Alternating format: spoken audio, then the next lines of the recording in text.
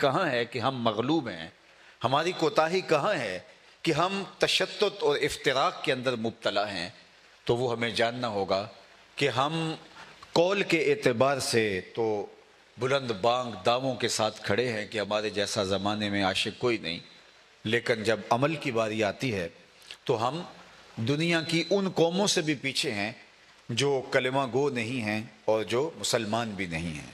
حضور کے لائے ہوئے اسلوب حیات کو انہوں نے مسلمان کے طور پہ قبول نہیں کیا، انہوں نے شعوراً جانتے ہوئے کہ یہ اعلیٰ اقدار ہیں، عالی اخلاق ہیں انسانی عروج، ترقی اور بھانکپن کے لیے، تو انہوں نے ان کو اختیار کیا اور گلے لگایا اور وہ آگے بڑھ گئے۔ ان کا آگے بڑھنا ہمیں دکھ دیتا ہے، اور بعض اوقات ہم شکوہ کرتے ہیں رب سے کہ مالک ہم مسلمان ہیں، اور مسلمان ہونے کے باوجود ہمیں یوں پستی زبو حالی کا سامنا کیوں ہے؟ اگر ہم فہم اور ادراک کے گھوڑے پر بیٹھ کے ذرا تحقیق اور جستجو کے میدان میں آئیں اور دیکھیں کہ آخر کیا وجہ ہے کہ ہم پیچھے رہ گئے ہیں، کیا ہم مسلمان ہیں اس کے باوجود ہمارا رب ان کو آگے کیوں لے کے جا رہا ہے، تو عالی مرتبت سامعین یہ بات اچھی طرح ذہن نشین رہے کہ خدائے زندہ زندوں کا خدا ہے، تن مردہ سے بیزار ہے حق، خدائے زندہ زندوں کا خدا ہے، من جہادہ وجدہ، جس نے محنت کی اس نے پا لیا۔ ایک کسی محکمے کا افسر ہے جو خائن ہے، رشوت خور ہے، وقت پہ آتا نہیں، وقت ختم ہونے سے پہلے چلا جاتا ہے، آنے والے لوگوں سے بدتمیزی کرتا ہے ان کے مسائل سننے کی بجائے، اور دوسری جانب ایک اس کا کولیگ ہے، وہ بھی افسر ہے لیکن وہ بر وقت آتا ہے، بر وقت واپسی ہوتی ہے، خیانت نام کی چیز اس میں نہیں ہے، رشوت کو قریب پھٹکنے نہیں دیتا، لوگوں کے مسائل کان لگا کے سنتا ہے اور حل کی ممکنہ کوشش کرتا ہے، لیکن وہ ہے غیر مسلم۔ تو مجھے بتائیے کہ جو محکمے کا سربراہ ہے وہ اپ گریڈ کس کو کرے گا، ترقی کس کو دے گا؟ آپ کو غصہ ہے کہ میں مسلمان ہوں کرپٹ صحیح، میں مسلمان ہوں مکار صحیح، میں مسلمان ہوں جھوٹا صحیح، میں مسلمان ہوں میں رشوت خور صحیح، وہ دیانت دار ہے، وہ ذمہ دار ہے، وہ احساس ذمہ داری رکھتا ہے، لیکن وہ کافر ہے، لہٰذا اس کو تو تنزل پہ جانا چاہیے اور مجھے ترقی پہ جانا چاہیے۔ تو میاں یہ کوئی اور کر سکتا ہے جو فہم ادراک کے نور سے خالی ہو، کوئی سمجھداری ایسا کبھی نہیں کرے گا۔ تمہارا مسلمان ہونا، تمہارا ایمان، یہ تمہارا مسئلہ ہے، لیکن محکمے کو چلانے کے لیے اس کو آگے لے جانا چاہے گا، اور اگر تمہیں ترقی دے دی گئی تو جو اس محکمے کے اندر تھوڑی بہت جو ہے وہ اچھائی موجود ہے، تمہاری ترقی اس کو بھی کھا جائے گی۔ آج امت کہتی ہے کہ ہمیں اوپر کیوں نہیں لے جایا جا رہا؟ اگر ہمیں اوپر لے جایا جائے تو ہم غالب ہو کے دنیا کے اوپر جہاں کوئی خیر کی قدریں موجود ہیں ان کو بھی توڑ کے رکھ دیں، تو خدا یہ کیسے چاہے گا؟ تو یہ بات ذہن میں رکھیے گا، کافر کا حصہ دنیا میں ہی ہے، اس کو دنیا میں ملتا ہے، مومن اگر صالح ہو تو اس کا حصہ دنیا میں بھی ہے اور آخرت میں بھی ہے۔ اگر ہم صالح ہو جائیں، ہم اگر میرٹ پہ ہوں، تو قرآن نے ہمیں وعدہ دیا ہے وَأَنْتُمُ الْأَعْلَوْنَ إِن كُنْتُم مُؤْمِنِينَ، تم جو ہے اگر مومن بن کے دکھاؤ، جو ایمان کے تقاضے ہیں ان کو نبھا کے دکھاؤ، اس میرٹ پہ آ کے دکھاؤ، وہ کافر کیا لگتے ہیں، عزت کا تاج تمہارے ہی سر پہ رکھا جائے گا۔ لیکن ہم اپنے آپ کو اہلیت ہی ثابت نہیں کر پا رہے اور خام خام معترض ہیں کہ ہم دنیا کے اوپر رسوائیوں کا شکار کیوں ہیں۔ تو یہ رسوائیاں تو ہوں گی اور دنیا کے اوپر ذلت ہمارا مقدر ہوگا، اور اگر ہم صالحیت کے دائرے میں آتے ہیں تو ہم تھوڑے بھی ہوں گے تو اللہ ہمیں غالب کرے گا۔ ہماری ماضی کی تاریخ بھی موجود ہے، صرف 313 تھے، آلات حرب و ضرب بھی نہیں تھے، 2 گھوڑے، 6 زرہیں، 8 تلواریں، اور جن کے پاس تلواریں نہیں تھی انہوں نے کھجوروں کے ڈنڈے توڑ لیے تھے۔ یہ اللہ کے مجاہد تھے، چلے تھے جنگ کرنے کو۔ یہودی اپنی دکانوں پہ بیٹھے تھے، یہ قافلہ جب گزرا تو تمسخرانہ انداز میں پوچھا، جنگیں تو لڑی جاتی ہیں آلات حرب و ضرب سے، تمہارے پاس تو کچھ ہے نہیں، تم کس طرح جنگ کرو گے؟ تو حضور بھی چادر اوڑے، رحمت کی چادر اوڑے ساتھ ساتھ چل رہے تھے، تو مسلمانوں نے اشارہ کر کے کہا، نہ تیغ و تیر پر تکیہ، نہ خنجر پر، نہ بھالے پر، بھروسہ ہے تو اس سادہ سی کالی کملی والے پر۔ تو پھر ان 313 کو اللہ نے غالب کر دیا، کیونکہ انہوں نے میرٹ دکھایا۔ انہوں نے یہ نہیں کہا کہ ہم بھوکے ہم لڑیں گے، نہیں، کھجور چوس کے روزہ رکھتے تھے، افطار کے لیے اسی کھجور کو رکھ لیتے تھے کہ اسی کو چوس کے دوبارہ افطار بھی کرنا ہے. شکوے کی زبان نہیں کھولی اور اللہ نے ان کو غالب کر دیا. اور عالی مرتبت سامعین، اللہ آخر میں اس امت کو غالب کرے گا جب حضرت امام مہدی آئیں گے. کبھی تذبذب اور بے یقینی کی کیفیت میں اپنے آپ کو نہ جانے دینا. اگر آج مشکل حالات ہیں تو کل بہتر آئیں گے. اللہ اس امت کو غالب کرے گا. میرے حضور کا سچا فرمان ہے کہ وہ وقت آنے والا ہے کہ پتھر، مٹی اور گارے کا بنا ہوا کوئی گھر اور چمڑے اور اون کا بنا ہوا کوئی ایک خیمہ بھی شرق سے غرب تک نہیں ہوگا جس میں کلمۃ الاسلام داخل نہیں ہوگا. گویا شرق سے لے کر غرب تک اور شمال سے لے کر جنوب تک کائنات کی ایک ایک چھت پہ میرے حضور کے نام کا جھنڈا ہوگا، اور انشاءاللہ یہ ہو کے رہے گا. اور یہ وقت آنے والا ہے. حضرت امام مہدی کا نزول ہوگا اور حضرت عیسیٰ علیہ السلام تشریف فرما ہوں گے، جلوہ فراز ہوں گے. اور پھر وہ آئیں گے ان لوگوں کے پاس جو ملبے کے ڈھیر کے اوپر سب کچھ لٹا کے بیٹھے ہوں گے، اپنے بچوں کو دفن کر کے، اپنا سارا مال لٹا کے ملبے کے ڈھیر پہ بیٹھ کے منتظر ہوں گے. ان کا ایک ہی انتظار ہوگا، حضرت امام مہدی آئیں گے، حضرت عیسیٰ آئیں گے. ہمارے فارم ہاؤسز میں نہیں آئیں گے، ہمارے بنگلوں میں نہیں آئیں گے، ہمارے محلات میں نہیں آئیں گے. وہ آئیں گے تو ان فقیروں کے پاس آئیں گے جو اپنے بیٹوں کی قبروں کے پاس ملبے کے اوپر بیٹھے ہوں گے، حضرت عیسیٰ کا انتظار کر رہے ہوں گے. حضرت عیسیٰ ان کے پاس آ کے کہیں گے بتاؤ کیا کرنا ہے. حضرت عیسیٰ کے انفاس سے دجال پگھلنے لگے گا.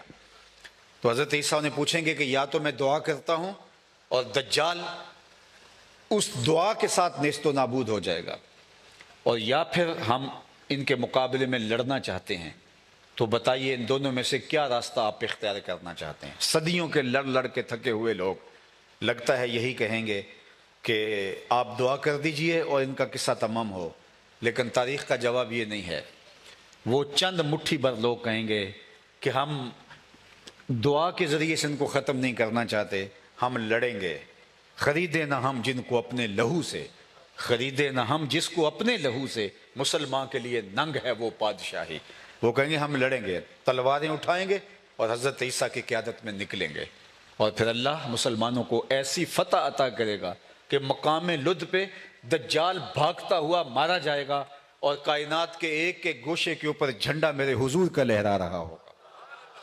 جس طرح کسی کمانڈر کو کوئی ٹاسک دیا جائے تو وہ اپنا کام مکمل کرنے کے بعد ہیڈ کوارٹر آ کے رپورٹ کرتا ہے. حضرت عیسیٰ سارا کام مکمل کرنے کے بعد حضور کے روضے پہ حاضر ہوں گے.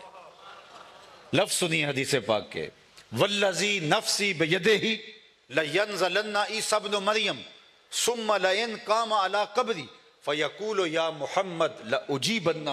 فرمایا مجھے قسم ہے اس رب کی جس کے قبضے میں میری جان ہے، حضرت عیسیٰ بن مریم تشریف لائیں گے اور سارا کام جب مکمل ہوگا تو پھر میری قبر پہ حاضر ہوں گے اور مجھے یا محمد کہہ کے صدا دیں گے. میں قبر سے ان کو جواب دوں گا. پوری دنیا کے اوپر حضور کے نام کا جھنڈا جھولنا ہے اور اسلام نے غالب ہو کے رہنا ہے. لیکن ہم نے دیکھنا ہے کہ اس میں ہمارا کردار کیا ہے. آج جس طرح ہماری نسلوں کی تربیت ہو رہی ہے، مادیت کا فسوں جس طرح پھونک دیا گیا ہے، ہر نوجوان جو پروان چڑھتا ہے اڑ کے یورپ بھاگ جانا چاہتا ہے. اس کی ترجیحات بدل گئی ہیں. آج ہر شخص اچھا مکان، اچھا گھر، بینک بیلنس، اس کی زندگی، اچھی گاڑی، یہ سب کچھ اس کی زندگی کی ترجیحات بن گئی ہیں. ضرورت الگ چیز ہے، ترجیح الگ چیز ہے. لیکن آج اس قوم کے نوجوان کی ترجیح عالی شان بنگلے اور یورپ اڑ کے چلے جانا، یہ زندگی کی ترجیحات بن گئی ہیں. تو مجھے بتاؤ جب ترجیحات یہ سیٹ ہو گئی تو جب دجال پیکج دے گا، معاشی پیکج، تو پھر کون اس کے پیکج کو قبول نہیں کرے گا؟ اسی لیے بہت سارے لوگ دجال کے فتنے کا شکار ہو جائیں گے اور کم لوگ ہوں گے جو اس سے بچ پائیں گے. حالانکہ اس کی دو آنکھوں کے درمیان کافر لکھا ہوا ہوگا جو دکھائی دے گا، لیکن اس کے باوجود لوگ اس کے پیکج کو قبول کریں گے. جب وہ معاشی پیکج دے گا تو کتنے کتنے منطقے بگار رہے ہوں گے. آپ کے ٹاک شوز کے اندر رات کو بحث ہو رہی ہوگی کہ اس کو مان لینا چاہیے، زندگی ہے تو سب کچھ ہے. ہمارے سینٹ کے اندر ایک قرارداد پاس ہوئی تھی کہ غزہ والوں ہم تمہاری مدد کو نہیں پہنچ سکتے، ہمیں ڈالر چاہیے. تو جب یہ بات ہمارے ایوانوں میں ہوگی اور ہمارے لیے ترجیح ڈالر ہوں گے تو ڈالروں کی جو ہے وہ گٹھڑیاں لے کے دجال آئے گا، تو پھر کون اس کے ساتھ نہیں شامل ہوگا؟ میں نے، آپ نے اپنی اولادوں کو اور خود کو دجال کے بارے میں کیا آگاہ کر رکھا ہے؟ یہ ہمیں اپنے آپ سے سوال کرنا ہے۔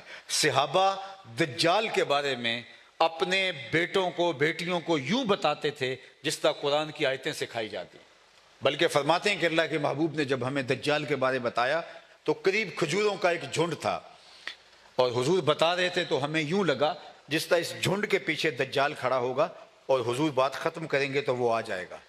1500 برس بیت گئے، لیکن صحابہ کو ایسے لگ رہا تھا کہ ابھی دجال آیا، ابھی دجال آیا۔ اور آج جس دور میں ہم جی رہے ہیں، دجالی فتنے پوری طرح سے ہماری معاشرت کے اندر محو نفوذ ہیں، پوری دنیا کے اوپر دجالی نمائندوں کا قبضہ ہے، بس وہ دجال آنا چاہ رہا ہے۔ اگر دجال آ گیا تو کتنے لوگ دجال کے ساتھ کھڑے ہوں گے؟ یہ مجھے سوال کرنا ہے اپنے آپ سے، اور اپنی اولادوں کی فکر مندی کرنی ہے۔ اولادوں کی فکر مندی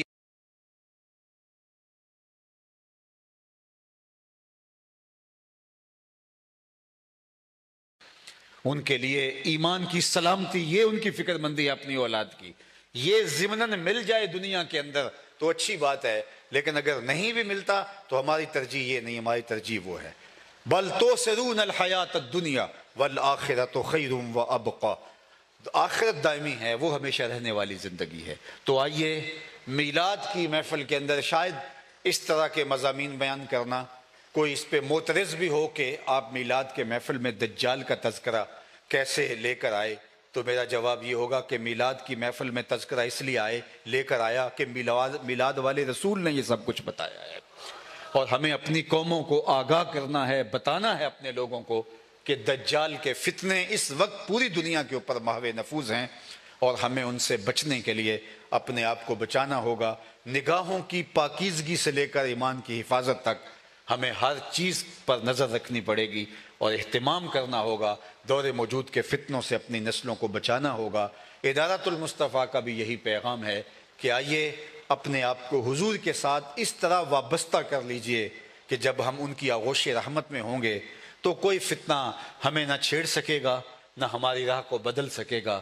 اگر اقبال کے سارے کلام کا خلاصہ اور رس نہ چھوڑیں تو اس باب میں اس کا خلاصہ یہی ہے کہ بمصطفیٰ برساں خیش را کے دی ہم اوست، اگر باؤ نہ رسیدی تمام بو لہبیست۔ اقبال کہتے ہیں اگر تو اپنے آپ کو کھینچ کے حضور کے قدموں تک لے جانے میں کامیاب ہو جاتا ہے تو سارا دین پھر اسی کا نام ہے، ورنہ کلمہ پڑھ کے بھی تو ابو لہب کا ابو لہب رہے گا۔ آئیے میں اور آپ اپنے آپ کو حضور علیہ الصلوۃ والسلام کے ساتھ وابستہ کر کے حضور کی پناہ میں آ گئے، حضور کی جو ہے وہ جائے امان میں آ جائیں اور اپنے آپ کو محفوظ ترین محسوس کریں۔ وہ کیا کسی نے کہا تھا، جو تیری نگاہ میں آ گیا وہ بڑی پناہ میں آ گیا۔ تو ہم اس پناہ میں آ جائیں اور اپنے آقا و مولا حضور ختم المرتبت کے سایہ رحمت، سایہ دامان رحمت کے اندر اپنی زندگی کو لے کے آگے بڑھیں۔ ساری برکتیں اور ساری رحمتیں انہی کی چوکھٹ سے پھوٹی ہیں، پھوٹ رہی ہیں اور پھوٹتی رہیں گی۔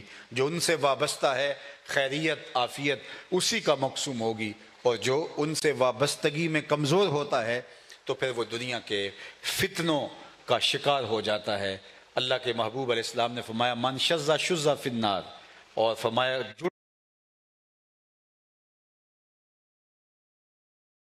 کے ساتھ، اور اگر تم اس سے تھوڑا سا بھی الگ ہوئے تو من شذ شذ فی النار، اور فرمایا کہ جس طرح بھیڑیا بکریوں کے اندر جو الگ ہوتی ہے اس کو اٹھا کے لے جاتا ہے، اس طرح تم نے اگر کوئی الگ راستہ اختیار کرنا چاہا تو پھر شیطان بھیڑیے کی شکل میں گھوم رہا ہے اور وہ تجھ کو اٹھا کے لے جائے گا۔ اور میاں صاحب نے شاید اسی کا مفہوم اپنے انداز میں بیان کیا، در ماہیدہ چھوڑی ناہی نہیں تے ہو جاویں گا روگی، در ماہیدہ چھوڑی ناہی نہیں تے ہو جاویں گا روگی، جیڑی بکری اجڑوں وچھڑی او بگیاڑاں جوگی۔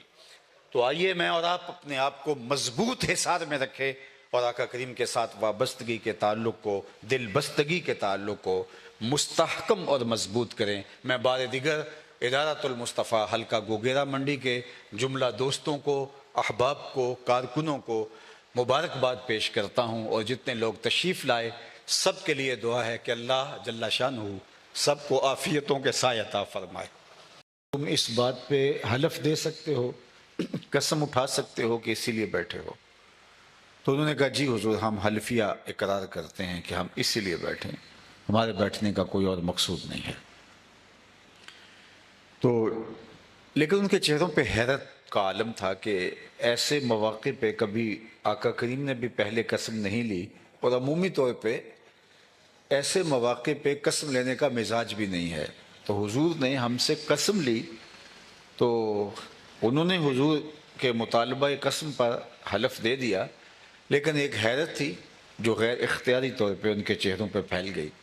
استجاب کا عالم جب ان کے چہروں پہ پھیلا ہوا دیکھا تو خود ہی فرمایا صحابہ، تم سے جو میں نے ابھی ابھی قسم لی ہے، حلف لیا ہے، یہ کسی تہمت کی بنیاد پر نہیں تھا، تمہارے قول کی صداقت پر مجھے کوئی شک نہیں گزرا تھا، کسی تردد کے ازالے کے لیے نہیں میں نے تم سے قسم لی، بلکہ ماجرا کچھ یہ تھا کہ تم یہاں بیٹھے تھے اور میں حجرے میں تھا، اتانی جبریل علیہ السلام، میرے پاس جبریل امین حاضر خدمت ہوئے، فاخبرنی ان اللہ یباہی بکم الملائکہ، انہوں نے کہا محبوب ذرا باہر تو نکل کے دیکھو، آپ کے صحابہ کے اس عمل پر ملائے اعلیٰ میں اللہ فرشتوں میں فخر فرما رہا ہے، اللہ ناز فرما رہا ہے، دیکھو میں نے ان کو نعمت دی، کتنے قدردان نکلے، اس نعمت کا شکرانہ ادا کر رہے ہیں۔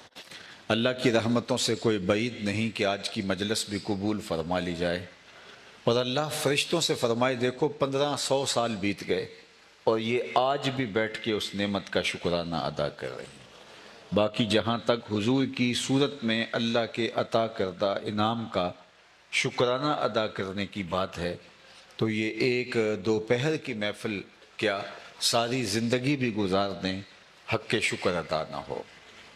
میں کہا کرتا ہوں ہمارے بدن پہ اتنے بال نہیں ہیں جتنے رسول اللہ کے احسانات ہیں، ہمارا ایک ایک عضو بدن قرض رسالت میں جکڑا ہوا ہے، ساری زندگی پیشانی سجدے میں رکھ کے اللہ کی تقدیس کے اور تسبیح کے ترانے پڑھتے رہیں اور اس نعمت غیر مترقبہ کا شکر ادا کرتے رہیں، پھر بھی حق کے شکر ادا نہ ہو پائے۔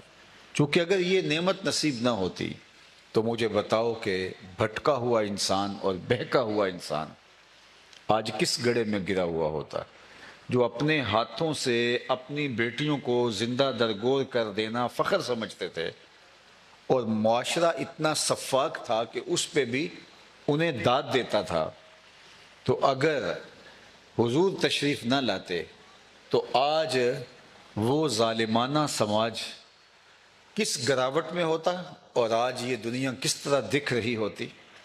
تو آج بیٹیوں کے لیے سینوں کے اندر جو محبت کے جذبات موجود ہیں، کوئی مانے یا انکار کرے، یہ سارا فیضان میلاد والے رسول کا ہے، حضور کا صدقہ۔ بلکہ میں ایک جملہ کہتا ہوں کہ دنیا کے اوپر خیر کی کوئی بھی قدر کہیں بھی موجود ہے، چاہے وہ کفر کے معاشرے میں موجود ہے، وہ دین ہے میرے حضور صلی اللہ علیہ وآلہ وسلم کی۔ ورنہ مجھے یہ بتائیے کہ جب سفاکیت اس درجے پر پہنچ چکی تھی کہ بیٹی کو اپنے ہاتھوں سے زندہ درگور کرنا یہ شرمندگی کا باعث نہیں تھا، ندامت کا ذریعہ نہیں تھا، اس کو ظلم، جبر اور جور اور زیادتی نہیں سمجھا جاتا تھا، اس کو اپنی عزت اور آبرو بچانے کا ذریعہ مان لیا گیا تھا، اور معاشرہ اس کے اوپر داد دیتا تھا، نہ آنکھوں سے آنسو بہتے تھے، نہ کوئی سوگ کی چٹائی بچھتی تھی، نہ کوئی ایف آئی آر کٹتی تھی،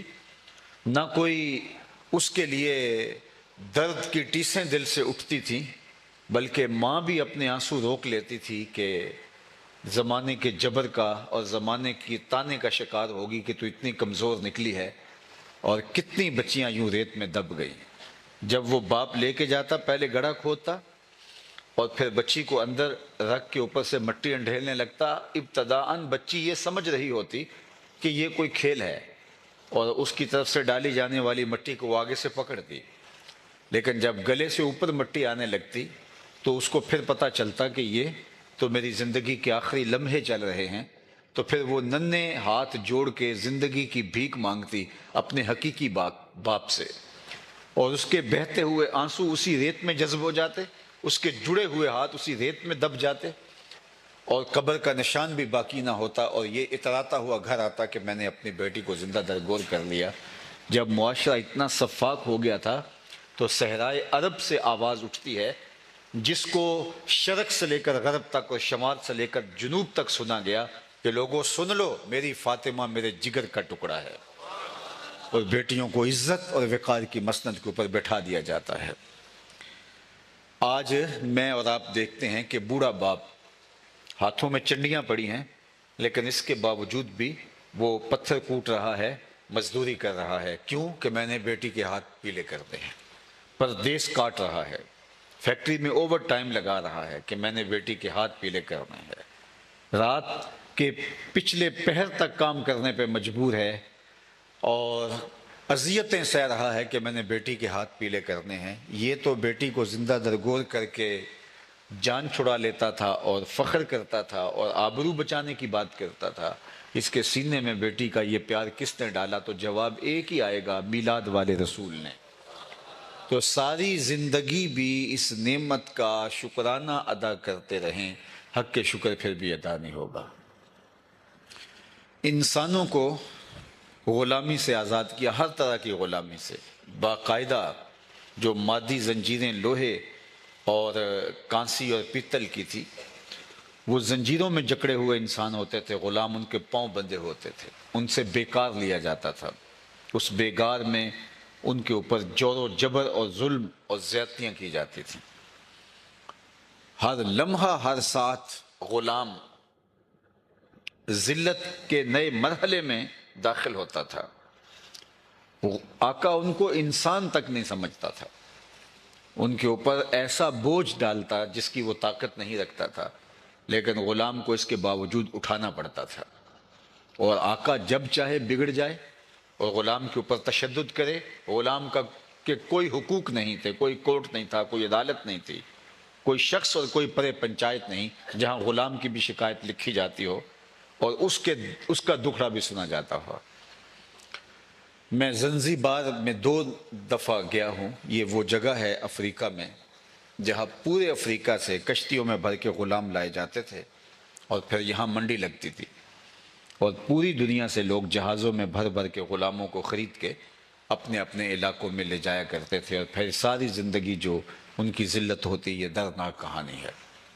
آج وہاں غلام نہیں ہیں، لیکن وہ جگہ آج بھی موجود ہے جہاں بیڑیوں سے غلاموں کو جکڑا جاتا تھا، جن چبوتروں کے اوپر کھڑا کر کے ان کی بولیاں لگائی جاتی تھی۔ اس تصور سے دل لرز اٹھتا ہے اور آنکھیں اشک بار ہو جاتی ہیں۔ بسا اوقات ایسے ہوتا کہ 2 غلاموں کو جو حقیقی بھائی ہیں، ساتھ ساتھ